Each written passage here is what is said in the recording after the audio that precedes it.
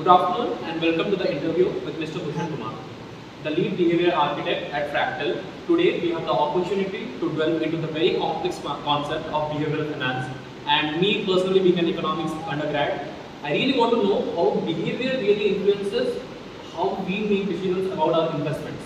So for the next couple of minutes, we'll be going through some of the thought-provoking questions I have for you.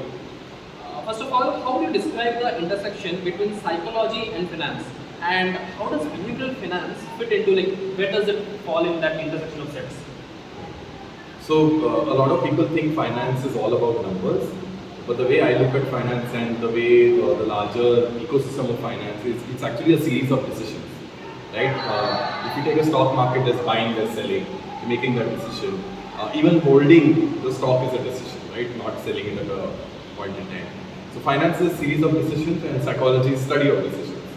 So naturally, there is an overlap to and that's what we call the behavioral finance. The field does not just limit itself to stock market or investments, but cuts across in the way how people even spend, right, on a day-to-day elements, which is the core of economics in a way. Right? So that's where the behavioral economics elements come from. Can you give me an example, a real life situation where you saw like some of the behavioral architecture influence your investment decisions? Right. It can be a very personal. Yes. So I can talk about my first investment about 15 years ago. Kingfisher, I don't know if you all would be aware of Kingfisher. Kingfisher Airlines was actually going in losses, and the stock had reached around 9 rupees from a high of about 100 or 120. And I thought, okay, you know what, 9 rupees, so let me pick it up, because I had a very high level of optimism that this stock will go up eventually and I'll make a good money.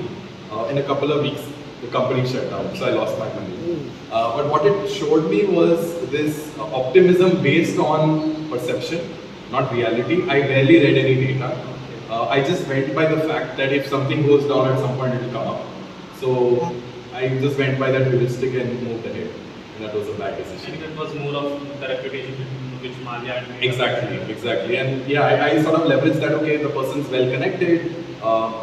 He might come up with some of the other solution for it. And also familiarity to Bangalore. Exactly. So multiple such things. And now that you're saying, there is that urge to be risky in your 20s or in your teens, really, where there is that fun or thrill in risk, right? Because there's social validation when you're taking risky decisions. So multiple levels of poor decisions. What do you think are some of the key challenges in the field of behavioral finance, and how can these be addressed in the future, like going forward? Yeah. So one of the big things in behavioral finance is, while it has very high acceptance in banks, pretty much all the big banks of the world have a behavioral science team which focuses on behavioral finance.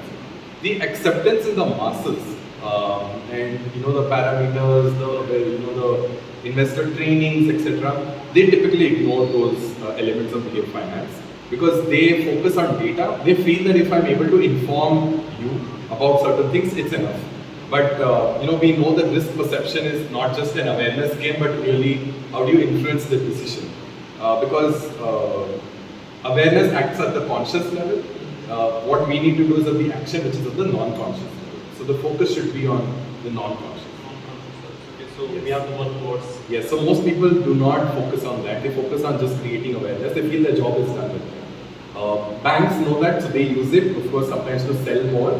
But the right institutions, I think the government of India has been one of the early movers in that way. 2020 January, they have set up a behavioral science unit in the Niti Aayog, the Planning Commission. And that is going to focus on, good decisions, healthcare and financial decisions. In your personal opinion, what skills or areas of the skills can be hard or soft, or areas of expertise which are required to excel in the world of behavioral finance? Right. I think, broadly, if I have to pick one from each, right, a soft skill and a technical skill. Of course, finance understanding is at the base that we need. But as a soft skill, one of the core things that I would love for everyone to start building is critical thinking, right? Critical thinking is not critically questioning things, but rather critically examining things. This difference, right? Questioning is you just basically reverse everything and say this is wrong, right? Examining is basically taking the thing as is, understanding the situation as is, and the parameters of the existence, and then thinking about, okay, what do we want to do? So there's this element of empathy that ends up adding, that needs to be built very strongly as a soft skill, right? And I think design thinking or designers do this very well, so it's worth learning from them. The second element, technical skills, out and out, I think research skills. So statistics, research, design, that's the core that needs to be built. If anybody is planning to build a career in the behavioral science, behavioral finance, right? So statistical and research skills. That's the sort of the foundational element in the technical aspect. And how do you balance the potential benefits of using behavioral insights in investment decision making with concerns about privacy and ethical part of it? If you're directing the thinking process of a human, there's a lot of ethical aspect to it. Yes.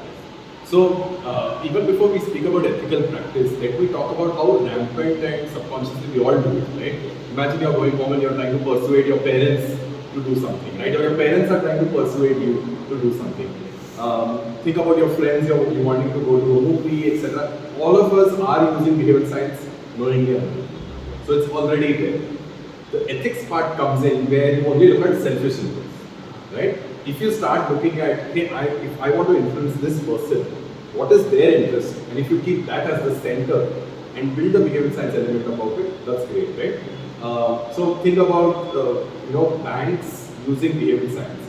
Of course, one of their agenda is revenue and increasing, but they also think about, hey, if I push this product, will it make the customer go deeper in debt, or will it improve their financial standing? Right? If it is something that is done to improve their financial standing, great, go ahead. If it's not, then it's nice. So it's an unethical, or what in the behavioral science it's called sludge. So nudge versus sludge. Can you give me a more description of nudge versus sludge? Yeah, so nudge is, so for instance, there was a project we did around COVID where we, where people used to, so in US for instance, credit card usage is very high, right? So during COVID, because everybody was just thinking about today, like will I be able to buy groceries? In fact, in US, toilet paper was a big thing. People were focused on that. The problem is if I don't pay my credit card dues, my credit score drops.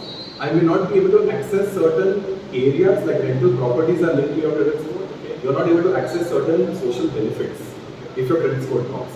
So this is an immediate benefit, the food, but credit score is a long-term benefit. Now, if ideally the person in a normal day would choose the long-term benefit, but because it's a very stressed situation, naturally that's the short-term benefit. Exactly, right? So from far, we have a vantage point to say, boss, this is not the right decision, this is the right. So you're influencing them in this way so that everything else is covered. That's nice. If I do the reverse, where I tell what, if you pay me on time, you won't pay me late fees. But if I force you to not pay on time, it's okay, they pay me after 10 days, but I will charge you late fees. So that's sludge, because then I'm depreciating your financial situation. That's a sludge. Okay, so this is our last question. What advice would you give to someone who is interested in incorporating the behavioral finance principles into their own investment strategy? I think the first thing, of course, would be books, reading books. It helps you build frameworks in approaching investment. There are very interesting books out there. There is Influence. There's a new recent book called Psychology of Money. It's a little popular based on certain scientific principles, but it's a good start, not an end.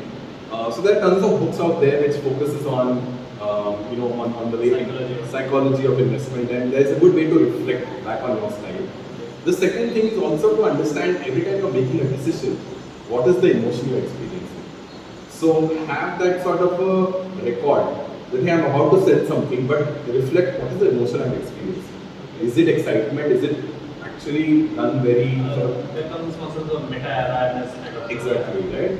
So there is that element. The third thing is, I think, like in healthcare, like in finance, we often for some time think ourselves to be the experts. I know what is the right thing for me.